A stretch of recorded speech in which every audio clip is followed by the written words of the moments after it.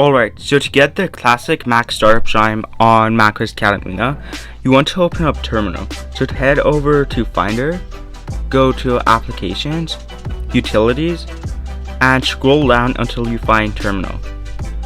So in Terminal, you want to type in sudo nvram StartupMute equals 0%.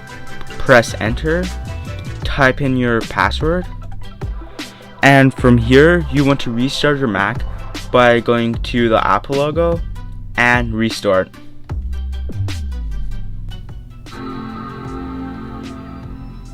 If you want to disable the startup Chime, open up Terminal once again, but this time type in sudo nvram StartupMute equals, instead of 0%, type in 1%. Press enter, restart your Mac, and then it would be all good.